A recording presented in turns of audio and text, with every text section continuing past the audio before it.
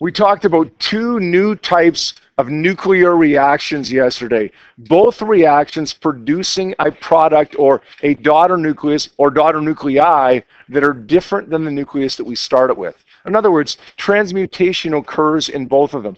We talked about transmutation earlier in the unit. Radioactivity is one way where transmutation can occur. Nuclear fission and nuclear fusion are two more ways in which transmutation or the conversion of one element to another can occur. Nuclear fission is that process whereby one heavy nucleus becomes two or more lighter nuclei. Now, it's not quite as simple as that, but it's as simple as that when we're trying to determine what kind of reaction we have. We see an equation like this written on a test. 1 neutron plus uranium-235 goes to whatever it goes to. We've got to be able to identify, even if it's one that we haven't seen before, we've got to be able to identify that that's nuclear fission. How do we do that? We look at the really important elements there. One element that's heavy, that's uranium-235, in this case breaks down into krypton-92 and barium-141, two elements that are lighter. Now, that's all we got to do in terms of determining whether it's fission or fusion or radioactivity or something else. But it's not all we have to do in recognizing exactly how this reaction takes place. There is a neutron that must be absorbed by the uranium-235 in order to kickstart this, in order to get this thing going. That neutron makes uranium-235 into, for a brief moment in time, uranium-236, which will decay into, in this case, as I have it written on the board, krypton and barium. There are other combinations in which it could decay as well, but in this particular example, it's krypton and barium. Plus 3 neutrons, plus some energy. What's the big deal with the 3 neutrons on the right-hand side? Which, by the way, in another fission reaction could be 2 or 4. In this one, it happens to be 3. What's the big deal with those 3 neutrons? Why are they important? We don't use them to identify that it's a fission reaction, so why do we have to have them there?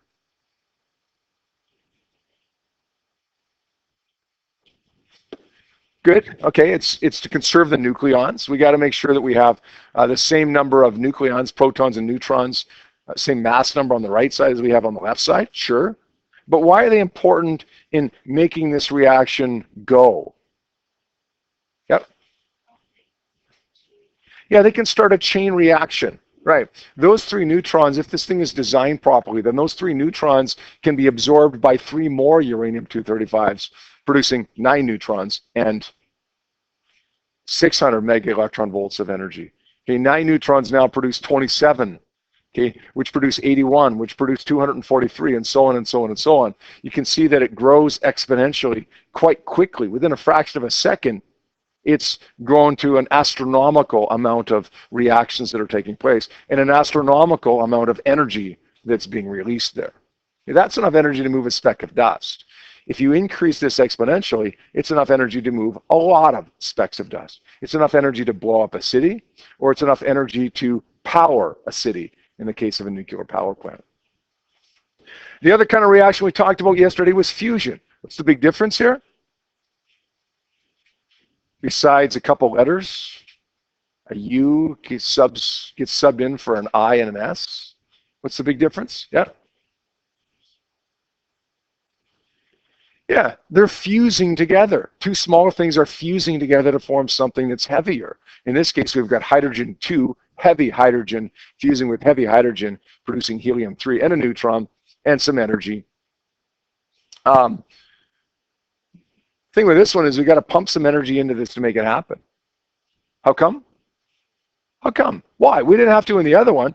We kickstarted the other one by firing a neutron at it. We kickstart this one by heating it up, probably, right? Supplying some energy to it at least.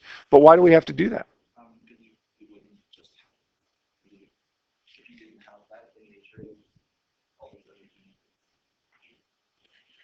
But why wouldn't there be? Like, why wouldn't that just happen in nature? Fusion, by the way, does happen in nature. It happens in the sun, right? Happens in every star. But you've got a lot of energy already in the sun, so you don't need to kickstart it there. But why, generally on Earth, would we need to kickstart it, Kai?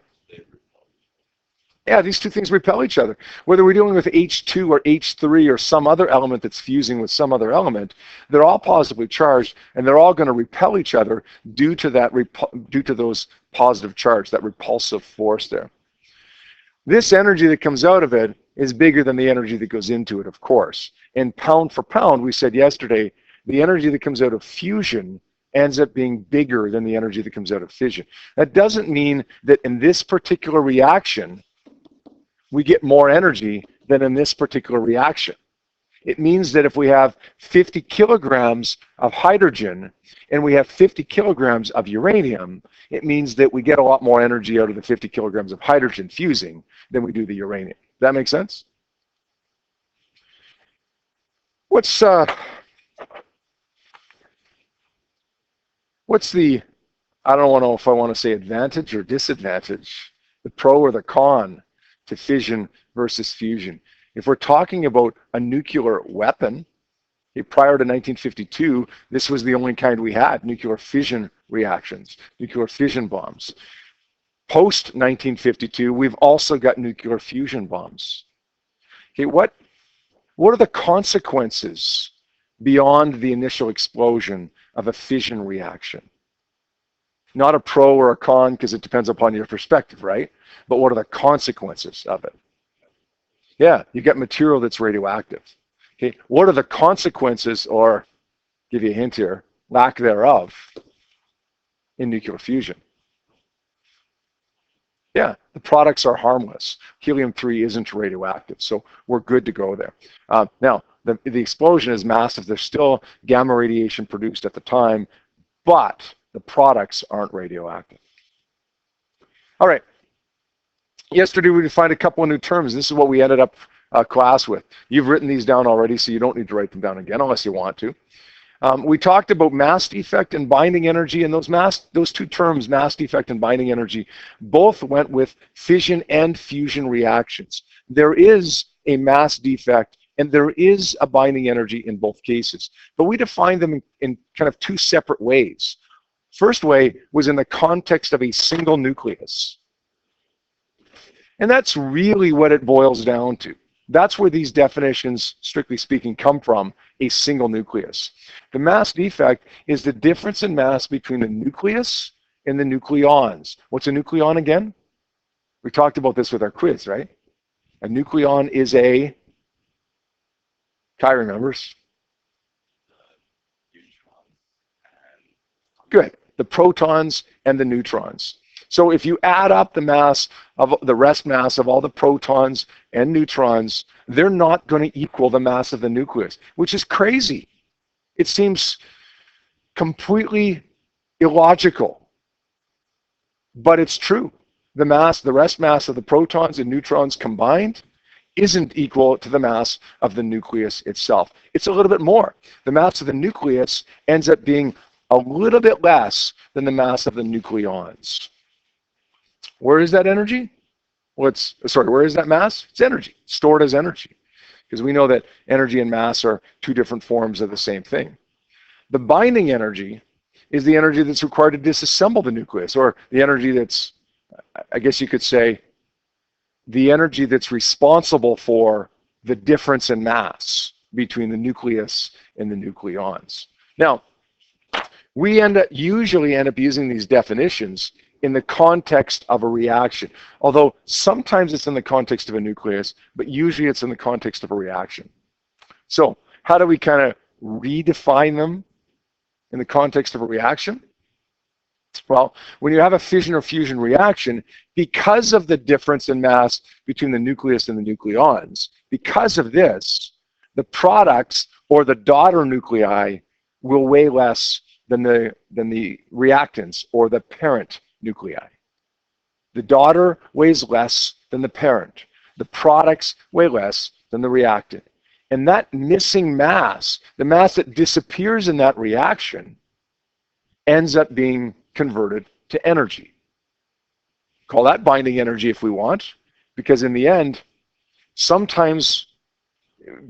when we have one of these reactions, these fission or fusion reactions, we get nuclei disassembling, we get nuclei being put back together, and so on and so on. If there happens to be any binding energy left over after all this, it's what gets released. And you know what? There will be binding energy left over because there's mass that's missing in the reaction. Does that make a little bit of sense? It shouldn't make perfect sense, right? Really, it shouldn't make perfect sense. We're losing mass here. It violates the law of conservation of mass, which you learned in, I don't know, Science 9 or Science 8 or Science 10 or something. It violates that law, which isn't really a law, by the way. We create energy from nothing, right? Violates the law of conservation of energy. It's talked about this earlier when we were talking about the Compton effect, right? It's really energy and mass, the conservation of energy and mass. And we can lose some mass, that's okay, as long as we got some energy to make up for it. Or we can lose some energy as long as we have some mass to make up for it. Right? That's where we left off yesterday. I want to give you 2 new units today. 2 new units that we're not going to have to use very often at all, but I want to expose you to them just in case. A U is an atomic mass unit. If you take chemistry, you might have seen that before.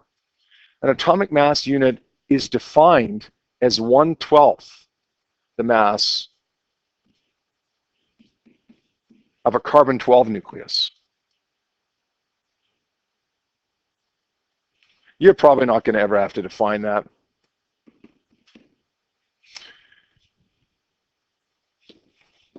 An atomic mass unit is equal to 1.66 times 10 to the minus 27 kilograms. That's on our data sheet. Good news. If we do ever have to use atomic mass units, convert it to kilograms, and you're going to convert it using this conversion that's on your data sheet, left-hand side. Now this other one, we're going to use even less than an atomic mass unit, a mega electron volt per c squared. The reason we expose you to this right now is mainly so you recognize that this is a mass unit. It measures mass. We look at that, a lot of times we think it measures energy, right? Because we see electron volts in it. But it's not, it's energy. Sorry, it's mass. Now, unfortunately, the conversion factor for that one isn't on your data sheet. So how do you figure out what it is? How do you figure it out then? On your data sheet, I want you to everybody to look on your data sheet right now. On the right-hand side, about halfway down the page, you see this heading called first generation fermions.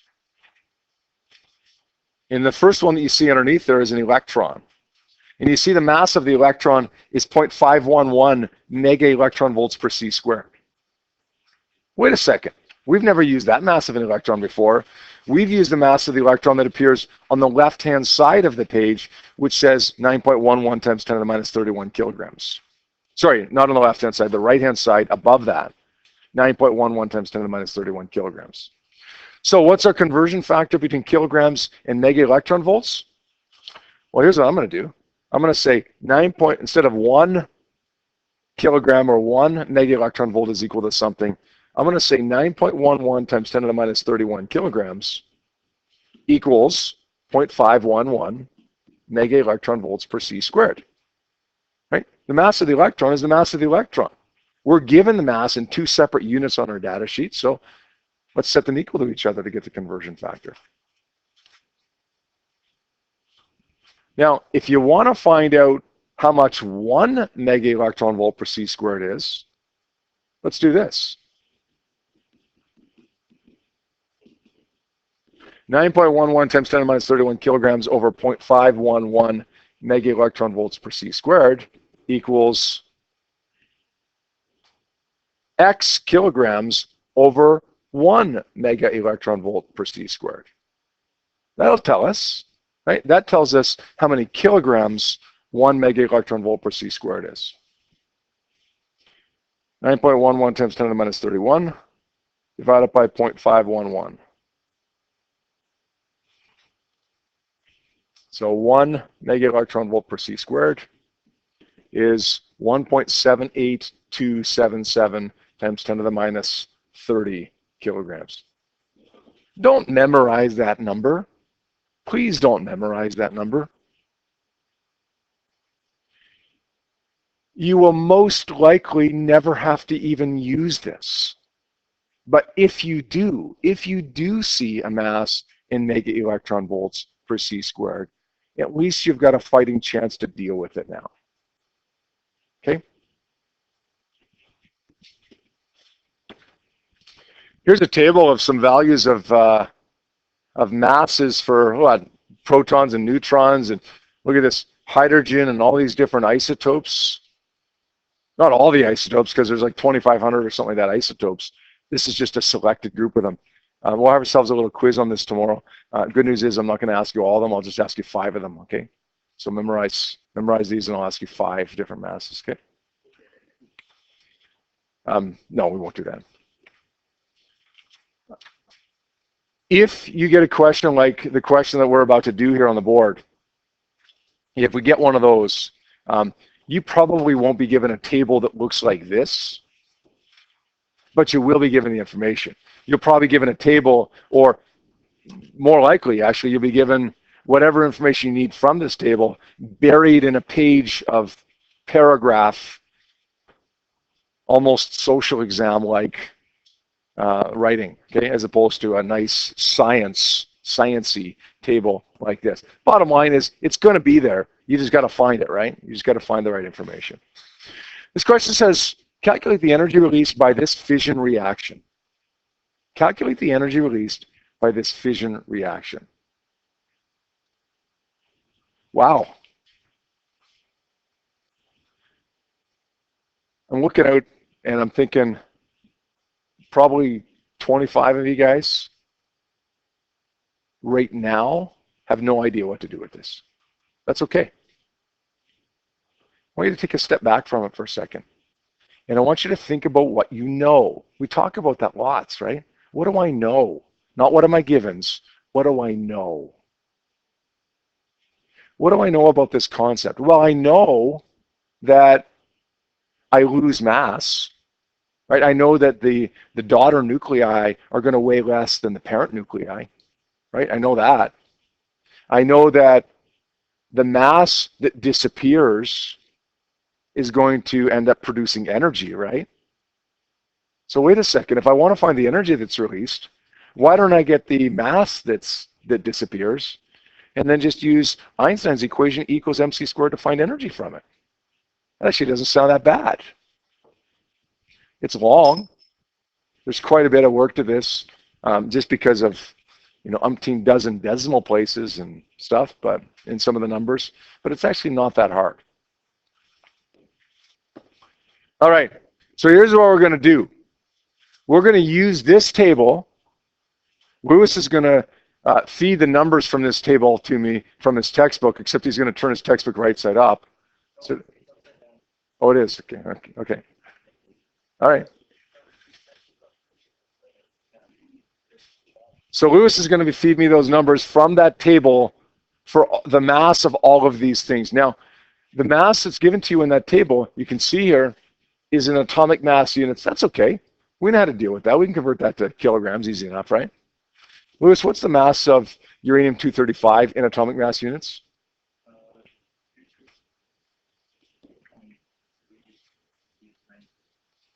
Zero four three nine three zero. Okay, atomic mass units. And Lewis, what's the mass of a neutron in atomic mass units?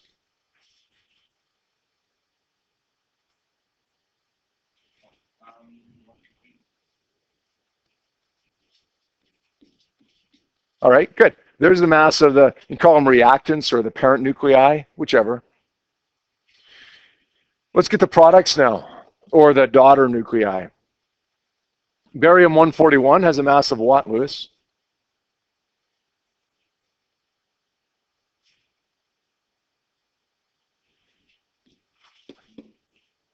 (140.914412) atomic mass units. Krypton-92 has a mass of 91 point.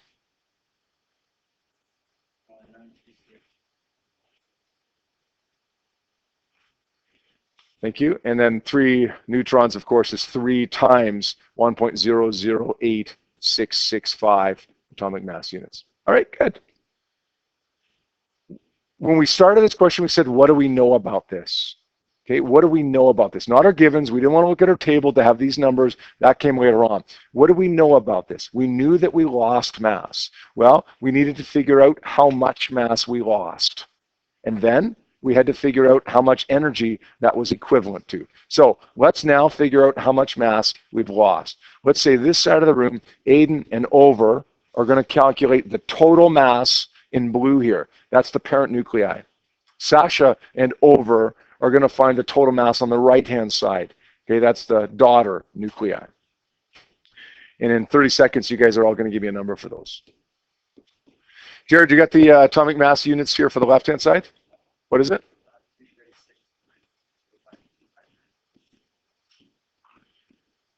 Okay, Jared gave me the atomic mass unit, sorry, the total mass of the left-hand side, the parent nuclei and atomic mass units. But before he gave me that, he asked me, atomic mass units or kilograms? Should I be using kilograms here?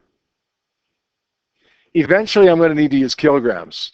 Why am I using atomic mass units right now and kind of waiting to use kilograms? Yeah, I want to convert one thing at the end, right? I want to convert the mass defect, the difference in mass at the end. I don't want to convert all of these. It just ends up being more work. It's right, but it just ends up being more work. All right, right-hand side, the daughter nuclei. Who has the value for that one? Sasha, you got that one? 8665. Thank you. You can see that the mass of the second side, the daughter nuclei, is less than the mass of the parent nucleus. Right? All right. That's good. It should be. Go ahead. Yes. Yes. If you're given that number of significant figures in your data, use that number of significant figures all the way through. Usually we say 3 or 4 decimal places, but because the mass defect is so small in these questions, you want to keep going with decimal places, as many as you can. If they give you 30 decimal places, go 30. The good news is they probably won't give you 30. All right, now let's get the mass defect. Everybody can find this. Just subtract. Subtract the two. What do we get for the mass defect here?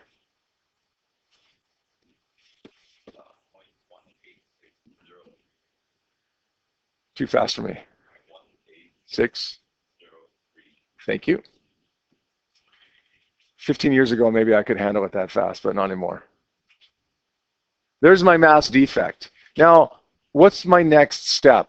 I've got my difference in mass now. Okay. We figured out that we had to do that when we saw the question, before we even knew what the numbers were. What do we got to do next? Yep. Yeah, we're going to convert it to kilograms. We want to ultimately convert that kilograms, we want to ultimately convert that mass defect to energy. But before we do that, we got to make it kilograms. So let's say 0.186038 atomic mass units times the mass of 1 atomic mass units, 1.66 times 10 to the minus 27 kilograms, equals how many kilograms? That's really kilograms per atomic mass unit, right? Okay. So that cancels. We're left with the number of kilograms here. What do we get there? Eric, you got that one? Almost?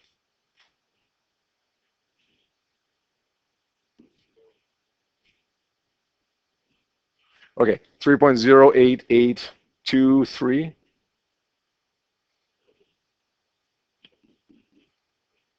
28. Okay, thank you. So we do lose mass in this reaction, but look how much mass we lose in that reaction. 10 to the minus 28 kilograms. We don't lose very much, do we? Let's figure out how much energy is released now. Equals mc squared, which is on your data sheet. We're going to use the mass defect here.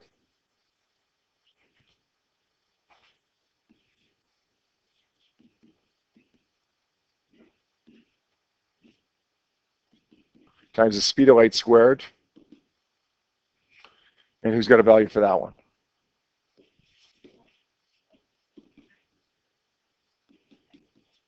(2.7792 times 10 to the minus 11 That's going to be joules, right? Yeah, that's fine. That's a good enough answer. Unless they tell you that they want it in electron volts or mega electron volts. Let's convert that to electron volts just in case we have to do that on a test. Oops. We could say 1 electron volt is 1.60 times 10 to the minus 27, sorry, 10 to the minus 19 joules equals X electron volts over 2.7792 times 10 to the minus 11 joules.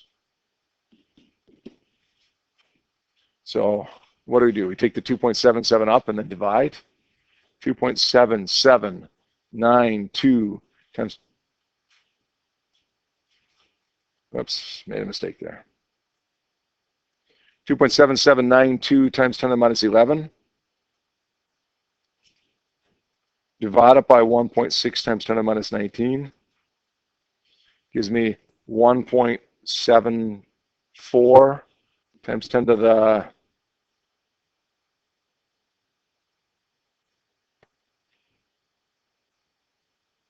eight,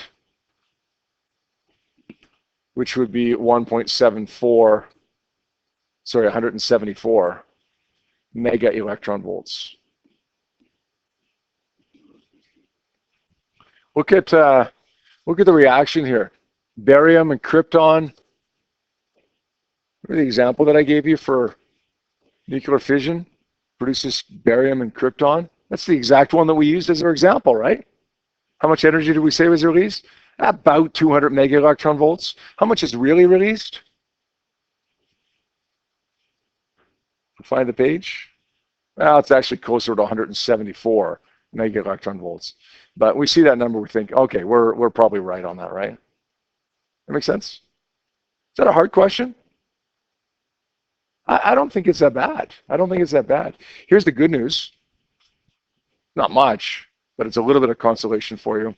The only time I've ever seen these on tests and exams, they've given you the masses in kilograms as opposed to atomic mass units. I don't believe that I've ever seen one on an exam where you've had to do that conversion from atomic mass units to kilograms. So it saves you one step, saves you this step right here. Okay. Otherwise, look, get some numbers, add them up, then subtract, and then multiply it by c squared.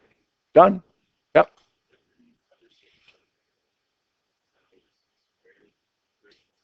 No, I have not. No. In all of these questions, in every question that I've seen on an exam like this, it's always been given to you in kilograms. I'll be honest with you, I don't believe that I've ever even seen mega electron volts per c squared even used in any context on one of the exams. I don't think. Don't quote me on that, but I don't think that I have. Certainly, if I don't remember seeing it, it certainly doesn't appear very often, right? But we know how to deal with it if we do see it. And it's something that we're supposed to know, so we learn it just in case. All right, got a couple questions for you for homework for tonight on page 819.